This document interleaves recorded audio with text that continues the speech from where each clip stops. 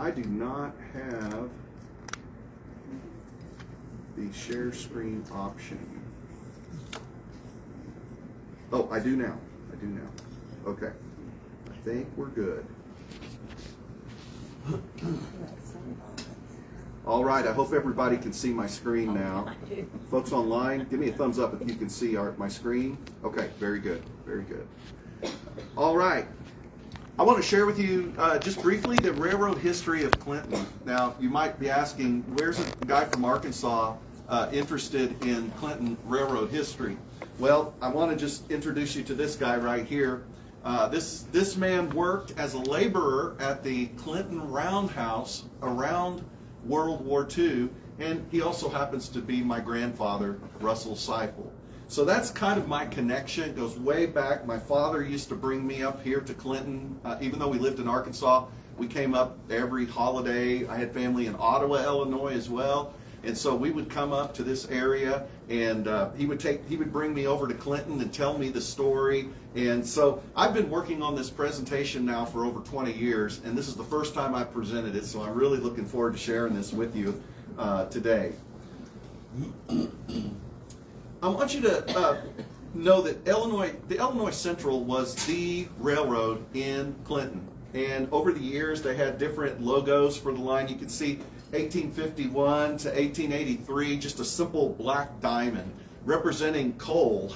Coal was king, and of course coal fueled their locomotives for many, many years.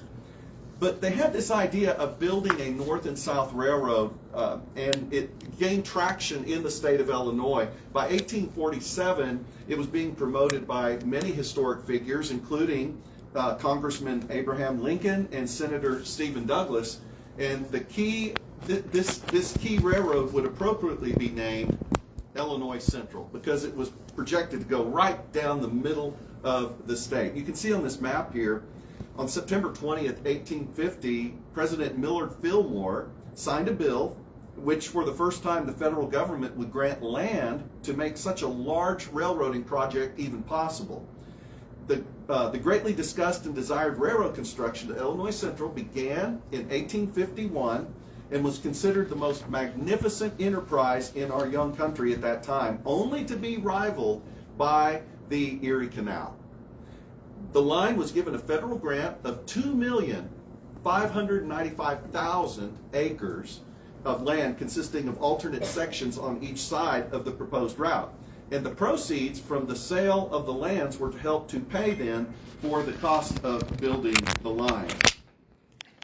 Here's another map showing the original charter of the Illinois Central, granted by the Illinois legislature in 1851. It authorized a railroad from Cairo down in the southern tip of the state to East Dubuque in the northwest corner. The purpose of the Illinois Central Railroad, of course, was to open up the state of Illinois and the Midwest to commerce development of a great rail system that would connect many other important future railroads and canals. When the first train passed through DeWitt County in March 1854, a man by the name of Clifton Haswell Moore had been a railroad attorney for over 2 years. He was instrumental in securing the right-of-way and making sure the coveted railway did not bypass Clinton. So trackage by 1856 consists of 705.5 miles of charter lines, making it, at that time, through Clinton, Illinois, the longest railroad in the world at that time. On January 8, 1855, the first run of an Illinois Central train all the way from Galena down to Cairo, where the convergence of the Mississippi and Ohio rivers was successfully accomplished. The charter lines were completed in 1856 with the final rail spiked down on September 27th of that year, a few miles south of Effingham on what they called the Chicago branch. I've always thought that was kind of funny. If you look at the map closely, you'll see down the town of Centralia, if you can kind of see that, where the lines split. And they considered the line to Chicago to be the branch, which I always thought was kind of funny because that ended up being the main line of Mid-America. The first scheduled Illinois Central passenger train pulled into Cairo January 1st, 1857. Counties that were fortunate enough to have the Illinois Central passing through saw their population increase 150%, while the rest of the state was normally growing at about 52%. Many of the political backers of the railroad, of course, wanted the railroad to run through their counties, but it was to be laid in a relatively straight line which could not veer away more than 17 miles from the proposed line. Several years later, there was a second railroad that would arrive in Clinton, and it was known at that time as the Gilman, Clinton, and Springfield Railroad. This line was chartered in 1867, and the railroad announced in May of 1871 that it would build its main shops, its railroad shops, in Clinton. The first train through Clinton on the new line happened in October 1871. The railroad provided service from Springfield, the state capital, to Gilman, a junction point on the main line of the much larger Illinois Central Railroad. After operation for a short period as this independent short line, the Gilman, Clinton, and Springfield underwent financial failure and defaulted on its debt it had sold to build its main line. It was forced in court in December 1873 to enter receivership. It would later be merged into what was called the Chicago and Springfield Railroad in 1877, which was an affiliate of the Illinois Central. The Chicago and Springfield branch line operated such from 1877 until shortly after 1899, when the Illinois Central acquired a second segment of railroad line, which was a former segment of a railroad called the St. Louis, Peoria, and Northern, which then allowed the Gilman line, coming through Clinton, to have a line now directly to St. Louis. So now this line is opened up to St. Louis, and the Chicago and Springfield charter served no further purpose. It was annulled in 1902. But today, Illinois Route 54 almost exactly parallels the route of the former Gilman, Clinton, and Springfield. And in some places, the state highway is only just a few feet away from the railroad right-of-way, which is, the railroad now is the Canadian National Railway. We'll talk more about that later. Finally, the third railroad was built into Clinton. It was originally called the Havana, Mason City, Lincoln, and Eastern Railway. That's a lot of words for a title. But it entered South Clinton in 1873. Shortly around this time, railroads were these were difficult financial times, and railroads were going into receivership. So this railroad became the Chicago, Havana, and Western Railroad, which was incorporated in 1879 by a mix of Northeastern and local interest. The line was constructed through Clinton in the financial panic year of 1873. In 1880, the line came under control of the Wabash, St. Louis and Pacific Railroad, but then later, after some financial difficulties, the line was sold to the Illinois Central in September 1886. And the trackage was officially sold for $1 and other valuable considerations. The 100-mile line ran from Champaign to Havana on the Illinois River. Later it would be called by the locals the Hack Line. The Hack Line. So there's your three railroads. So let me just do a quick summary, and I've created a little map to do this. So by 1902, Clinton had one railroad company, the Illinois Central Railroad, going in 6 different directions. And we see here the first is that north-south line, the charter line, which was 1854. Then, secondly, we see the Springfield line that was built in 1871. And then finally, we see the Hack Line, or the Champaign to Havana line, which was built in 1873. And by the way, that Havana line is kind of interesting. I just read this. Up until the Federal Clean Air Act of 1962 was passed, the line from Clinton to Havana was, they called it the West End, or the Hack Line, was mainly used to haul coal from mines in the Pana area to the Illinois Power Company power station at Havana, and for interchange with the Chicago and Illinois Midland for barge loading on the Illinois River at Havana. Daily trains, sometimes as long as 150 cars, made the trip from Pana up the Illinois Central's charter main line through Decatur to Clinton, where they would tie up in the North Yard. And the next day, the train would proceed on to Havana, on the old Champaign, Havana, and Western. I want you to understand, by 1902, it's all Illinois Central in Clinton, going 6 different directions. It was headquarters of the Springfield Division, but it had different districts that made up the Springfield Division. So let me tell you just a little bit about those. It had a division, or a district, I should say, a district called the Amboy District, which was 161 miles that ran from Clinton up to Freeport. Sometimes they call it the Gruber Line. Then it had the Chicago District. That was 67 miles that ran from Clinton to Gilman, where it connected with the main line of the Illinois Central. Then you had the Clinton District, which was 111 miles, that ran from Clinton down to Branch Junction at Centralia, Illinois. Then you had the Havana District, which ran from Clinton to Champaign. That was 60 miles.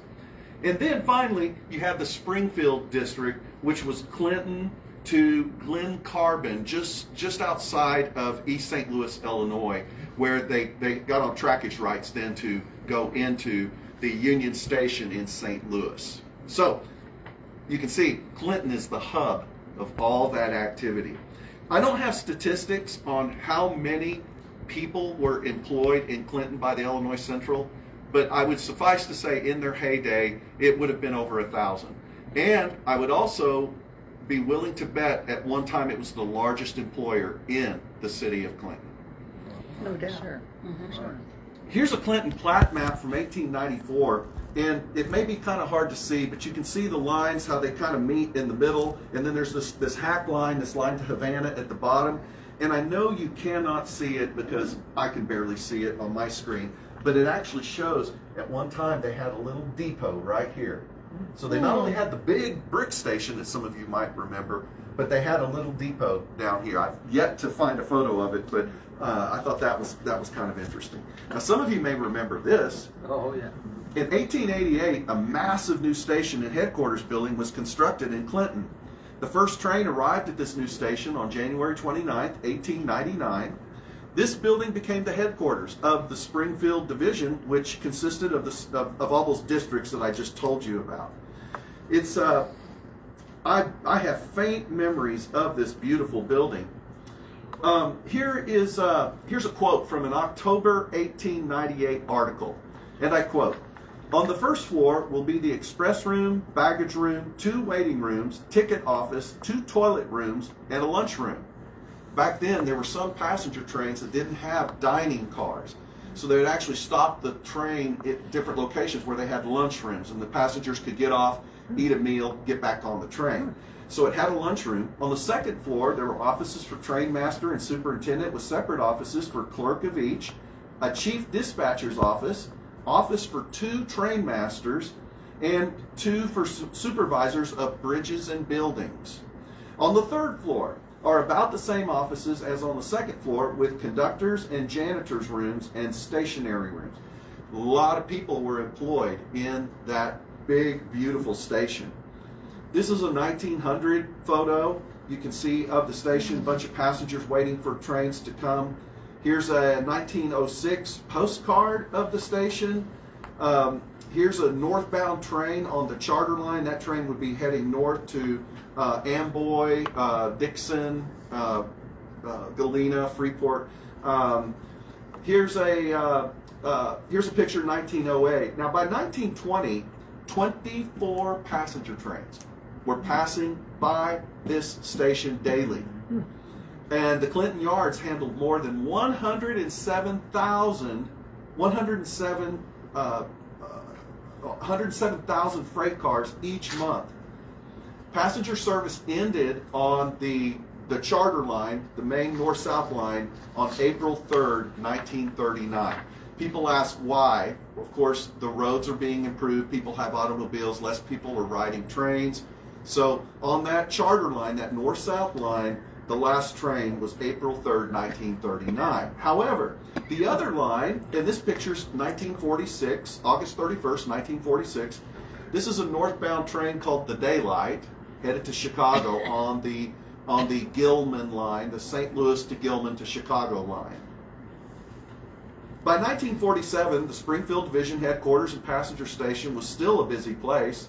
This photo was taken at the Clinton Telegraph switchboard inside the station on December 17th, 1948.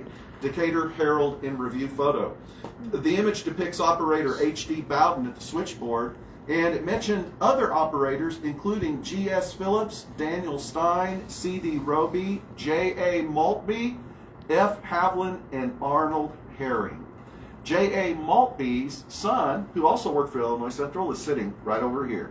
So your dad was mentioned in that article. Yes, sir. That's the picture I spent several hours looking for. Okay. There it is. I'll send it to you. Here's another photo taken at the Clinton Telegraph switchboard on December 17, 1948. Again, Decatur Herald and Review, showing operator H.D. Bowden at the teletype. Another thing that was very, very common was school trips to Clinton.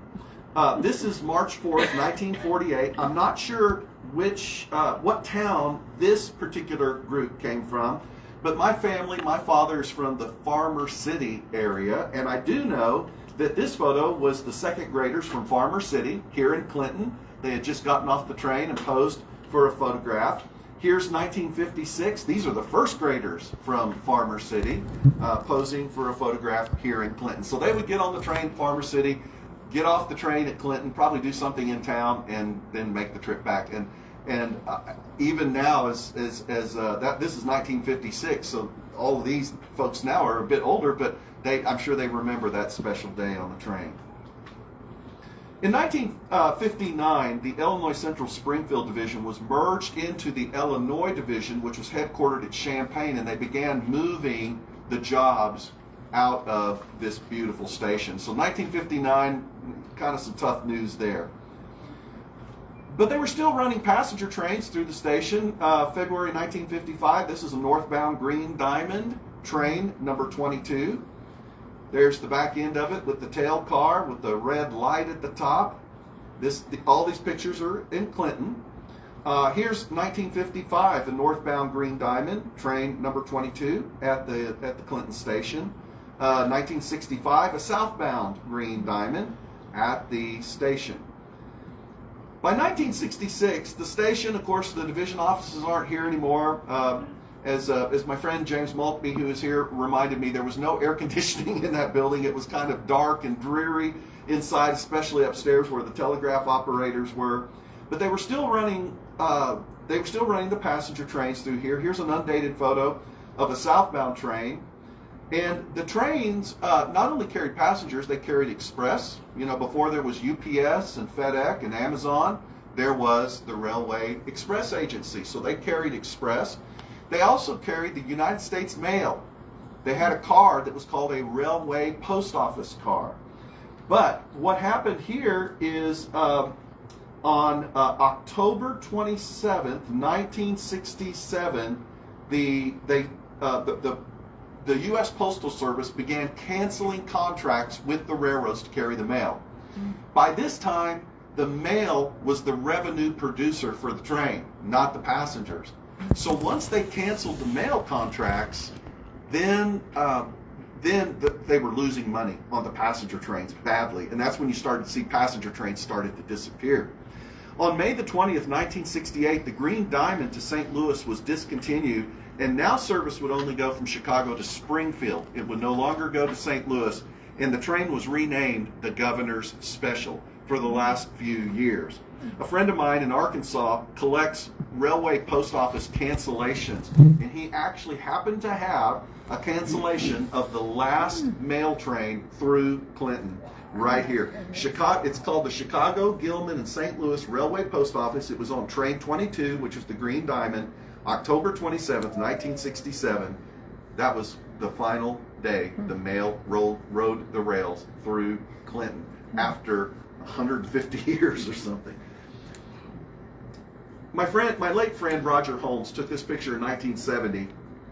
The final Illinois Central passenger train would pass through Clinton on April 30th, 1971, the day before Amtrak, ending 117 years of continuous passenger train service through Clinton. It was a very historic day. Train 21, the Governor's Special. In less than a year and a half, on August 10th, 1972, the Illinois Central would merge with another railroad called the Gulf, Mobile, and Ohio to become the Illinois Central Gulf. Here's a picture of that last train, April 30th, in Springfield. The last Governor Special. The engineer was a man named J. Price. Don't know if anybody remembers the final engineer. But here's a picture of the last southbound Governor Special in Clinton, April 30th, 1971. But I found out some interesting things. After this time, Clinton was used as a detour route. In case the main line through Champaign, in case there was the track was out, some problem with the track or a derailment, they would detour trains, and Amtrak detoured a few trains through Clinton. Look at this. This is February 1973 in Clinton. This is an Amtrak northbound detour. And they hadn't painted the engines yet, so they still said Illinois Central. So there was a little bit of a reprieve. Well, and there was another thing that happened at the station that was really interesting. July 27th, 1975. I don't know if anybody remembers this, but we were celebrating the America's bicentennial, right? And they created a thing called the American Freedom Train. And the American Freedom Train was a 26-car train. It toured the United States in 1975 and 76 to celebrate the nation's bicentennial, carrying historical artifacts and artworks related to American culture. And it was pulled by one of 3 restored steam locomotives. The train carried over 500 treasures of Americana, including George Washington's copy of the Constitution, the original Louisiana Purchase, Judy Garland's dress from The Wizard of Oz, Joe Frazier's boxing trunks, Martin Luther King Jr.'s pulpit and robes, and replicas of Jesse Owens' 4 Olympic gold medals from 1936, one of which was stolen along the way somewhere. But and a pair of Wilt Chamberlain's basketball shoes and a rock from the moon, all on that train that came to Clinton in 1975. So that was a special day. By 1982, the old station is looking rough, and by 1983, the Illinois Central Gulf said, we're done using this station. It had been in disrepair. The station would linger 3 more years before finally, some agency said either get this building up to code or it's going to have to come down. Finally, December 5th, 1986, this historic landmark station was demolished. Oh, that's sad. I say viewer discretion advised. That's sad. Well, some other things I want to talk to you about area railroad here in Clinton is sometimes there were some really bad railroad accidents. Probably the worst one that happened in this area occurred on November 3rd, 1911, just south of town on the north-south line, that charter line, is Salt Creek. And they had a big trestle over Salt Creek.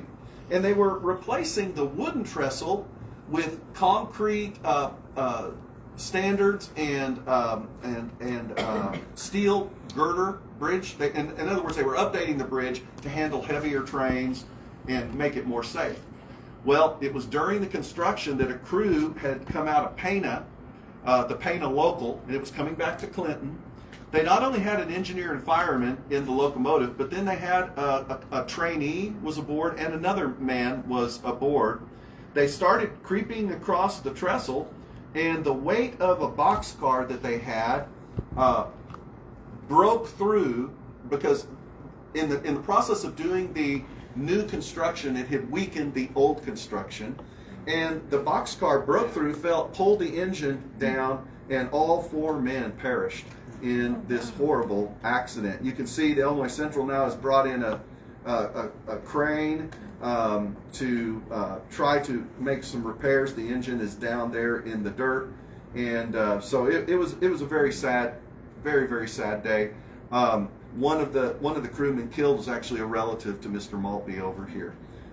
So now I want to talk to you about this. Does anybody know of this man? He lived here in Clinton for years. Anybody know of the Pates? I've been in communication with his granddaughter, who is over in Nashville, Tennessee. But his name was James Wesley Jim Pate. He He was born in Paytonsville, Tennessee. He died in Racine, Wisconsin in 1973, but he's buried in the Woodlawn Cemetery here in Clinton. He took a bunch of pictures because he and his father worked at the Roundhouse here in Clinton. This is a safety class that they did out at the Roundhouse in 1939. And you see the arrow at the bottom of the screen, that is James Pate the First. And then if you see the arrow at the top of the screen, that is James Pate II, who took these wonderful photographs that I'm about to show you. They worked at the Roundhouse. Now, you know at the Roundhouse, roundhouses were typically between trip storage, service and maintenance, and light repairs of the locomotives. Lots of trades represented there: boiler makers, welders, pipe fitters, blacksmith, machinists. The environment out at the Roundhouse was noisy and smoky, and much of the work was very dangerous and dirty. Emptying ash pans, cleaning scale from the boilers of the locomotives, greasing rods and fittings.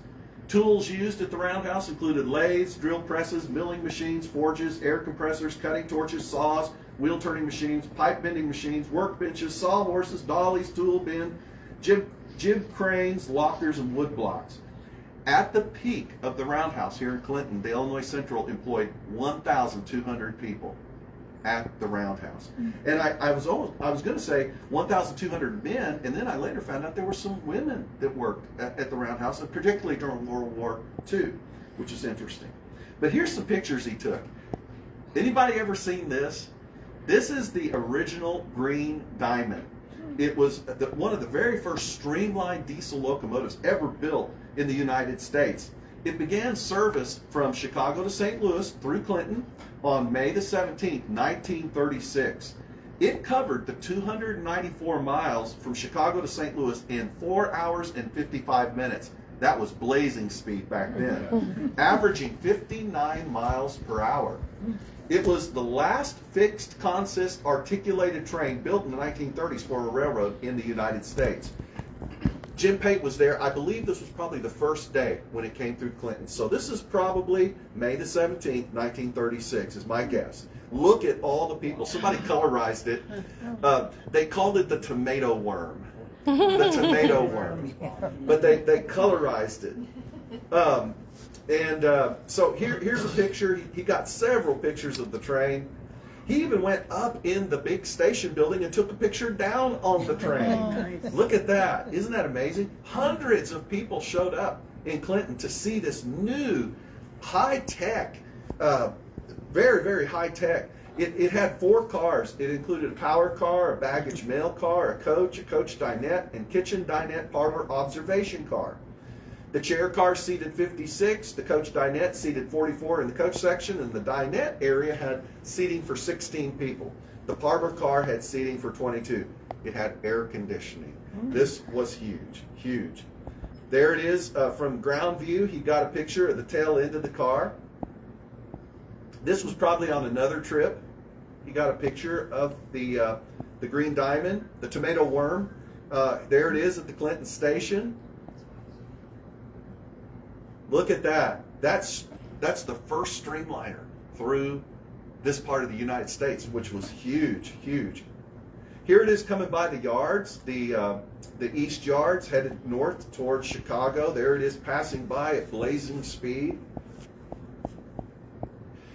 He took some other pictures of trains. Here's a train that came through Clinton that had a bunch of brand new Southern Pacific articulated passenger cars for their train called the Daylight, which ran out in California. The cars were built by Pullman up in Chicago, and they came through on their way west. And so he snapped some pictures. These are all at the Clinton station right here. There's one of their tail cars.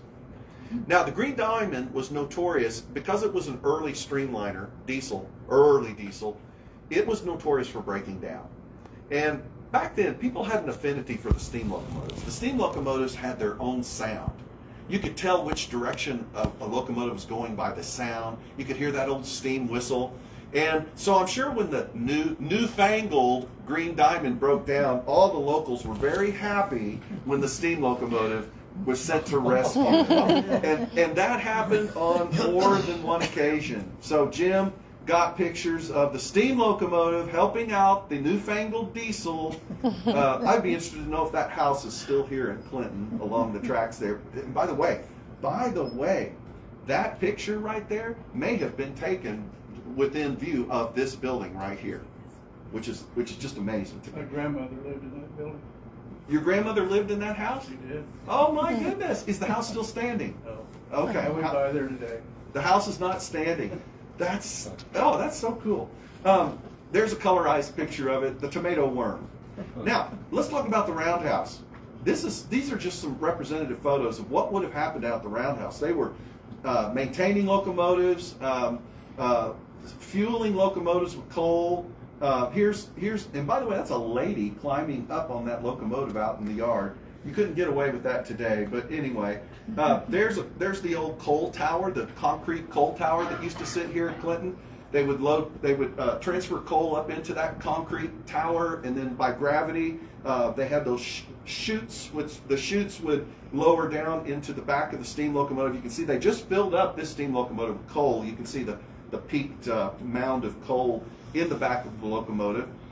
Jim Pate took this wonderful picture. They had a big powerhouse out there, and it had a big tall stack. I don't know if anybody remembers the stack in Clinton, but there was a big stack there. There was the roundhouse with a turntable where they could turn the locomotives around. At one time, they had as many as 29 stalls. That's a large roundhouse. Here is a snow plow. They've got a couple of those sitting out in the yard here today. I saw. There's a snow plow at Clinton. Here's the yards. John Barriger III was the director of the railroad division of the Refinance Corporation under FDR, I believe. In 1935, he was on the back of a train that came through Clinton, so he snapped this picture coming through the east yards. There we are at the station. We've just crossed the north-south line. You can see these passenger cars over to the left were mail cars, railway post office cars. And they would sit those out, and apparently there was a lot of U.S. mail transfer that occurred here in Clinton. He snapped that picture. This picture was taken just outside this building. I went out before my presentation, and I took a picture almost from this very spot, looking northeast on the Chicago to Gilman line, Chicago-Gilman to St. Louis line. Here's the roundhouse, early photo. I don't have a date, probably around the 1900s. Another photo of the early roundhouse. They had a huge coal chute before they had the concrete coal dock. That's the coal chute right there. Before they built the concrete coal chute, this was the coal chute. They actually had an incline in which they would take these cars full of coal and shove them up into this building and then dump them where they could gravity feed into the locomotives. They had the master mechanic's office. This picture was taken probably in the 19-teens or so. A big water tank with two spouts so they could water the locomotives on either side. This is 1917, a photo of the big roundhouse after they had enlarged it. Actually, this is 1911 when they were enlarging the roundhouse. September 20th, 1911, they enlarged it to 39 stalls. The back side of the roundhouse. You can't see the roundhouse, it's been torn down, but you can see the foundation of it. I drove down, there's a little cement plant or something where next to the old yards. I drove down there today and I could actually see the foundation and where the tracks were for the old roundhouse. But that's what it looked like when it was in its prime. Very, very busy place. There's an aerial view of it. And there's that big, tall power stack that I told you about. Clinton was a huge railroad hub. 1937, this photo was taken. Here's a safety class. Oh, that's 1939. We've already shown that. But just zooming in, hard-working. Frank Black. Hard-working folks. More employees at the roundhouse. 1949, you still were running steam locomotives. By 1950, diesels are starting to show up. This picture was taken E.H. Savely, D.A. Gidry, and W.S. Berryman Sr., if anybody knows those names. 1950, here's a locomotive. Here's an aerial view, 1951. In September 1959, the Illinois Central reduced that 29-stall roundhouse down to 6 stalls to only maintain diesels. By the summer of 1956, the steam locomotive era was over. Now you were seeing diesel locomotives. This is 1955 here in Clinton on the charter line. This is what they look like. These locomotives were built in around 1950 to 1955. They're what they're called EMD GP7s, GP9s. 1958, the coaling tower is still standing. Does anybody remember the flood of 1961 in Clinton? I do. This was May the 8th, 1961. Apparently there was a horrendous flood here in Clinton. And you can see, though, the roundhouse now is down to only 5 stalls. 1970, my late friend Roger Holmes got a picture of the active stalls. My dad took me here in the mid-70s. I was just a little boy. He put me on a locomotive. We ran that locomotive onto the turntable, turned the locomotive around. The engineer let me run the locomotive into the roundhouse. And I didn't have a camera. Oh, how I wish I had my iPhone back then. There's the concrete coaling tower that was torn down in the 1970s. Then the Illinois Central changed their image in 1967, started painting everything orange and white. Some of you may remember that. This is a 1977 aerial of the roundhouse. You can see the footprint of the roundhouse where the tracks used to be. You can still see that today. 1977, and this is what it looks like from the air. So you can still see very much the footprint of this huge roundhouse that once graced Clinton, Illinois. There's another yard called the North Yard.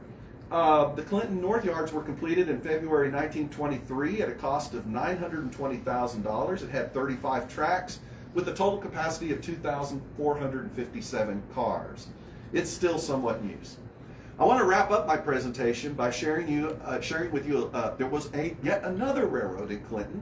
It was the trolley or the interurban. Some of you may have heard of the Illinois Traction System or the Illinois Terminal Railroad. It started as the Chicago, Bloomington, and Decatur Railway Company, incorporated in the state of Illinois in April 1905. It operated an electric line over private right-of-way from Bloomington via Clinton to Decatur, a distance of 44 miles. On November 29, 1910, the railway became part of the Bloomington, Decatur, and Champaign Railroad. Now, this was an electric railroad, and they had a slogan, "Ship by electric." So they didn't run by steam or diesel, they ran by electric. September 1930, 1951, this just shows a map of what parts of the state they covered. Here specifically shows Clinton from the Bloomington to Decatur line of the railroad.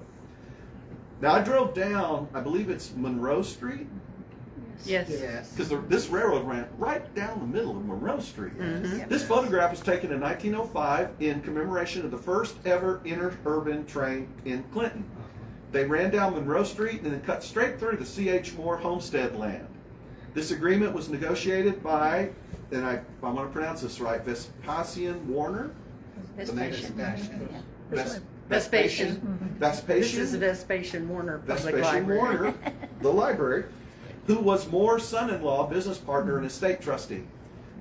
So there is the first train in 1905. They built a neat little station at the 100 block of South Monroe, and that station lasted up until just a few years ago. I'll show you some pictures. But it's a neat little station here in Clinton. Here's a postcard of it. Here's a train at the station. This is undated, but some of the early cars, you can see there was, they had a main car that would pull what they call trailer cars, and a lot of people riding the line. They even created a parlor car and named it the Clinton. If you look closely, this car is named the Clinton. So that's the namesake car here. In 1939, here's a picture on Monroe of a little car passing by. This is somewhere near Clinton. I'm not sure where. But how about this? 1950, Clinton Supermarket. The Clinton Supermarket, 1950. This is at the station at Clinton in 1950. They actually put out a real picture postcard early on. This is even before Monroe was paved. and they show the tracks going down Monroe Street. Some of those houses are still there. 1952, these are the tracks that went into the station. The station's out of the picture to the left, but you can see how the tracks just went right down the brick paved streets. Here's a freight motor. This was July 4th, 1952. This is what they call a Class B electric freight motor crossing the Illinois Central. This picture was taken just within almost view when you step outside of this building. There it is passing by. Some of those buildings that you see in the background are gone now, but there's the freight motor passing by. Here's another one. This is on the north side of Clinton, entering Monroe Street trackage en route to Decatur. I did a before and after. There's an old picture from the 1930s at the C.H. Moore homestead, and then I took the picture below. So I like to do some, what it looked like then, what it looks like now. You can still see the old right-of-way there around the C.H. Moore place. There it is, coming onto Monroe Street at the C.H. Moore homestead. There we are downtown at the station. January 1953.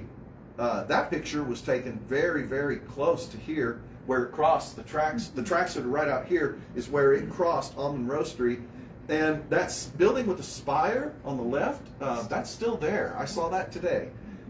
So what happened? Well, the depot was hidden inside the Clinton China factory, if anybody remembers that, locally known as the Pottery. And they built around this depot, and it was hard to tell it was even there until the Pottery closed and the junk buildings around the depot were razed. This is in 2008. So they tore down the building that surrounded it, revealing the original interurban building station, and then they tore it down. So CrossFit is now there, and 124 South Monroe. CrossFit is now there, but if you look on the road, there is still one pole. Now all the poles are wooden except this one that's metal, and it has a bunch of cross pieces in it. It's still standing. That was for the interurban. So there's one little bitty piece of history remaining here in Clinton. So what happened? I'm going to wrap up with this. What happened to all the railroad activity in Clinton? It's not anywhere close to as busy as it used to be. Well, first, in 1975, the Illinois Central Gulf built a cutoff from the Illinois Central line in Springfield over to the old Alton or the GM&O line, thus creating a shorter and faster connection to St. Louis. That spelled trouble for the St. Louis line.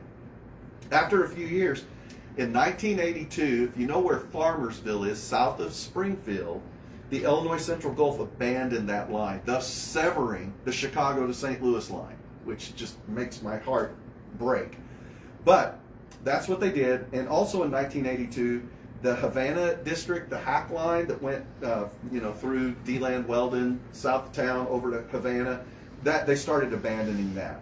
In 1985, the final northbound train on the charter line on the Amboy district ran. So all of a sudden, they're starting to rationalize these lines.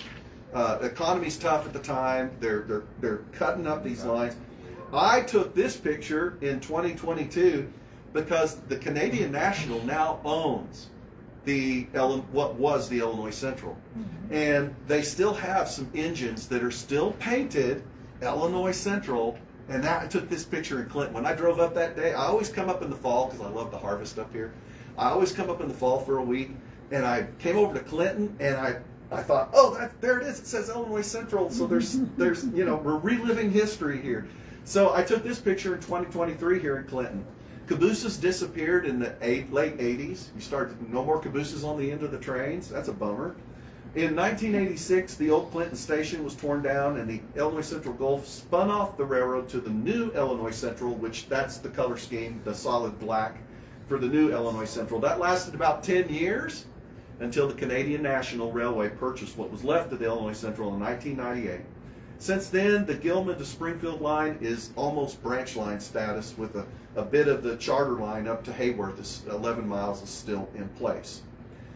This is what the Canadian National looks like. I took this picture out in Bellflower. Now, the line up to Hayworth was opened up, is run by a short line switching company called the Illinois Terminal Belt, and they've been doing that since 2019. But you know what's neat about that? If you ever see these engines in Clinton, and they run from Clinton up to, is it Wapella and then Hayworth? They run up to Hayworth. Those are the old Illinois Central engines that replaced the steam engines back here in the 1950s. So it's almost like there's a little piece of his history left. Well, I thank you for enduring my presentation today. I hope it was helpful. I've got some copies of some timelines. If you didn't get a copy, there should be some there. I'm going to be presenting tonight in Rantoul on another segment of the Illinois Central called the Pumpkin Vine. And that's a line that ran through from Leroy, Illinois, all the way east and west, all the way over to West Lebanon, Indiana. I'll be doing that presentation tonight at the Rantoul Historical Society at their museum in Rantoul.